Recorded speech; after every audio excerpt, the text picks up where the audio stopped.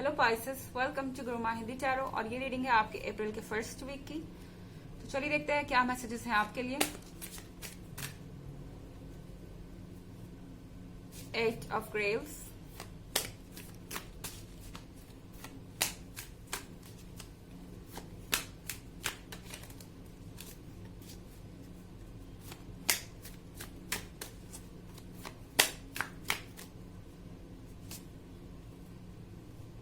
the Chariot,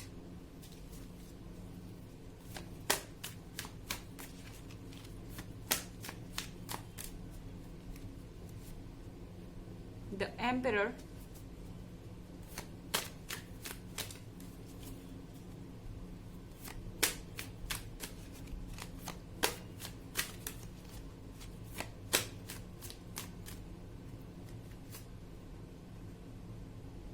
Seven of Scepters,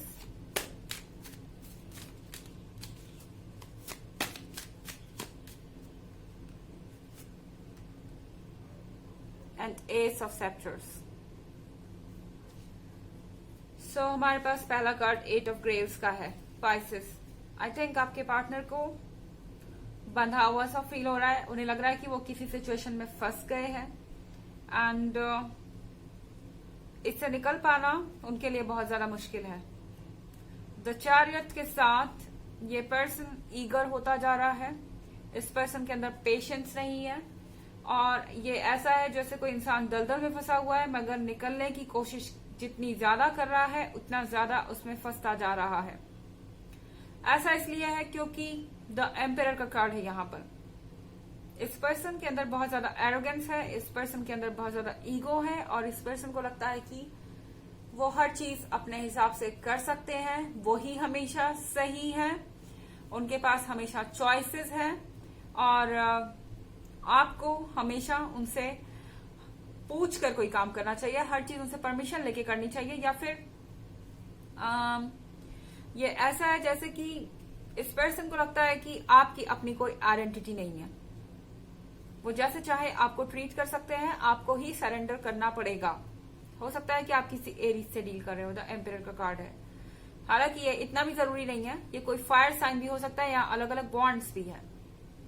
end of course ये एक general reading है तो ये इतना मैटर नहीं करता। एंड 7 ऑफ सेप्टर्स के साथ पाइसेस, आप सरेंडर नहीं करना चाहते। मुझे लगता है कि ये वक्त है जब आप बहुत ज्यादा कमजोर फील कर रहे हो सकते हैं, बहुत ज्यादा लो फील कर रहे हो सकते हैं, लेकिन आपको पता है कि आपको क्या करना है। आप जानते हैं कि आपको अपने लिए खड़ा होना पड़ेगा, आपको अपने लिए लड़ना पड़ेगा। एंड किससे? अपनी फीलिंग्स से। ये पर्सन कुछ भी नहीं है, द एम्परर कुछ भी नहीं है अगर इसके हाथ में आपके इमोशंस ना हो, इनके कंट्रोल में आपके इमोशंस ना हो। अगर आप इस कार्ड को केयरफुली देखें तो इस पर्सन ने अपने हाथ में एक रोज पकड़ा हुआ है जिसे ये क्रश कर रहा है। तो कहीं ना कहीं ये इस लव को अपने कंट्रोल में समझते हैं। उन्हें लगता है कि आप पूरी तरह से उनके कंट्रोल में है, वो जैसे चाहे आपको ट्रीट कर सकते हैं। आप अभी नहीं तो बाद में सरेंडर करेंगे। हो सकता है ये पर्सन आपको साइलेंट ट्रीटमेंट दे रहा हो। ओके, ऐसा हो सकता है कि आप इनसे सेपरेशन में हो, ये पर्सन आपसे बात नहीं करता, आपसे इंटरेक्ट नहीं करना चाहता। उन्हें लगता है कि ये आपको किसी चीज के लिए मजबूर कर देंगे, आपको इनसिक्योर फील करा सकते हैं कि अगर आप मेरे हिसाब से नहीं चलेंगे तो मैं इस रिलेशनशिप में से बाहर जा सकता हूं, मुझे बहुत कुछ मिल सकता है, मैं द एम्परर हूं, मेरे लिए किसी चीज की कमी नहीं है और मैं आप पे डिपेंड नहीं करता। आपको ऐसा फील कराने की कोशिश कर सकते हैं। पर इस एम्परर का जो दूसरा रूप है वो 8 ऑफ ग्रेव्स है। ये एम्परर खुद को बंधा हुआ महसूस कर रहा है, ये एम्परर टायर्ड महसूस कर रहा है, ये एम्परर भटका हुआ है। इसके पास कोई इमोशनल सपोर्ट नहीं है एंड इनके पास कोई रास्ता भी नहीं है जाने को, कोई होप नहीं है, एक तरीके के डार्कनेस में है ये। लेकिन जब बाहर लोगों को अपना कॉन्फिडेंस दिखाने की बात आती है तो द एम्परर की तरह कोई भी नहीं। लोगों को ऐसा लगता है कि इनके जैसा कोई भी नहीं। आपको भी ऐसा लगता है कि द एम्परर का ट्रू फेस यही है, पर कहीं ना कहीं ये पर्सन अंदर से खोखला है, हॉलो है। एम्प्टी है। यहाँ पे एस ऑफ सेप्टर्स है। आई थिंक पाइसेस आपकी विशेस ग्रांट होंगी। आप अपने इमोशन से लड़ने की कोशिश कर रहे हैं, आप इस सिचुएशन से लड़ने की कोशिश कर रहे हैं, आप इस पर्सन को समझाने की कोशिश कर रहे हैं कि आप इम्पोर्टेंट हैं एंड आपका भी अपना पॉइंट ऑफ व्यू है, आपकी भी अपनी लाइफ है जिसे कंट्रोल नहीं किया जा सकता। एंड एस ऑफ सेप्टर्स के साथ पाइसेस, अगर आप लगातार लगे रहेंगे खुद को डिसिप्लिन करने में, खुद को खोजने में, तो कोई चीज ऐसी नहीं है जो आपको रोक दे अपने गोल तक पहुंचने से। एस ऑफ सेप्टर्स के साथ आप वो चीजें पा ही जाएंगे जो आप डिजर्व करते हैं। और द एम्पेरर का जो आप फेस देख रहे हैं वो पूरी तरह से फेक है। इस तरीके का ट्रीटमेंट आपको इसलिए मिल रहा है क्योंकि उन्हें लगता है कि आज नहीं तो कल आप सरेंडर करेंगे। हालांकि एक जनरल रीडिंग है, ये सबसे रेजोनेट नहीं करेगी। एनर्जी रिवर्स भी हो सकती है अगर आप क्रॉस वॉचर हैं। इसके अलावा अगर आप चाहें तो पिछले वीक की रीडिंग और इस वीक की रीडिंग का लिंक आपको डिस्क्रिप्शन बॉक्स में मिल जाएगा, हमेशा की तरह। चलिए आगे बढ़ते हैं और मैसेजेस देखते हैं आपके लिए।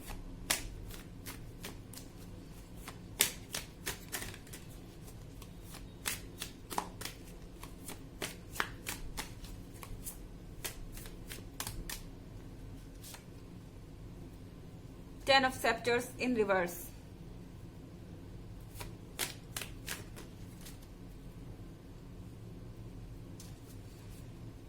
Eight of Scepters.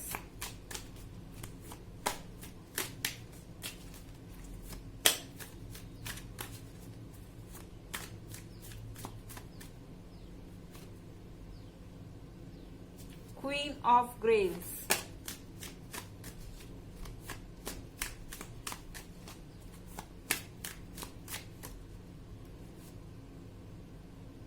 Lord of Skulls.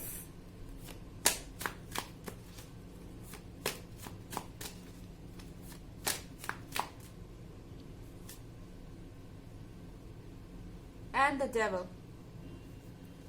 So हमारे पास Queen of Graves है। आप द एम्पेरर के अपोजिट हैं।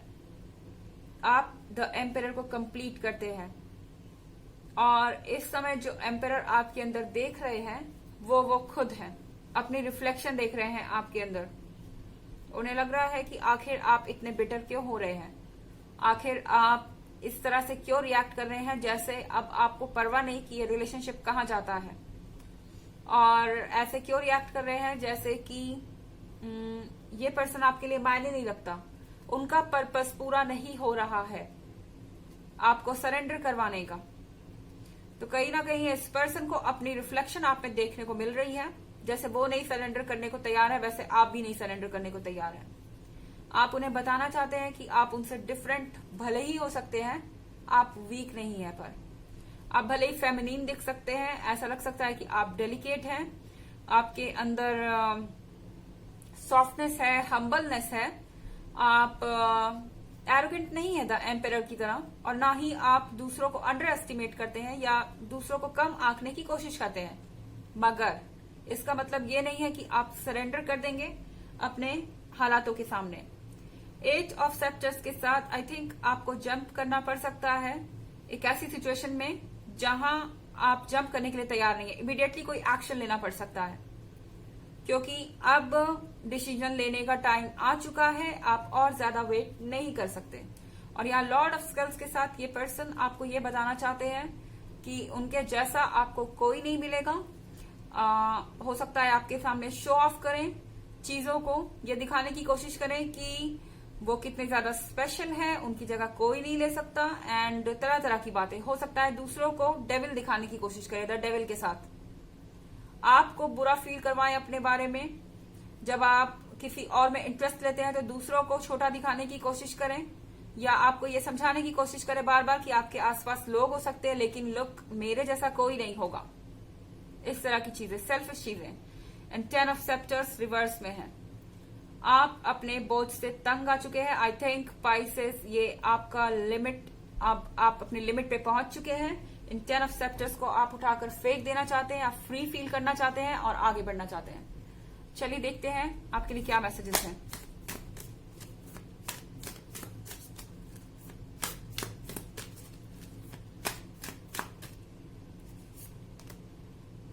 Break the chain, ancestral patterns, healing, rewriting the future. आपको कहा जा रहा है चेन्स को तोड़िए, जो चेन्स आपको बांधे हुए हैं यहाँ पर, और ये आपके अपने साइकोलॉजी के कारण है। ये पर्सन आपको बांध नहीं सकता। ओके, आपको अपने थॉट्स को बदलना होगा और ये चेन्स टूट जाएंगी। एंसेस्ट्रल पैटर्न, हो सकता है कि आपके घर में भी ऐसे कोई लोग हो जो इस सिचुएशन से गुजरे हो।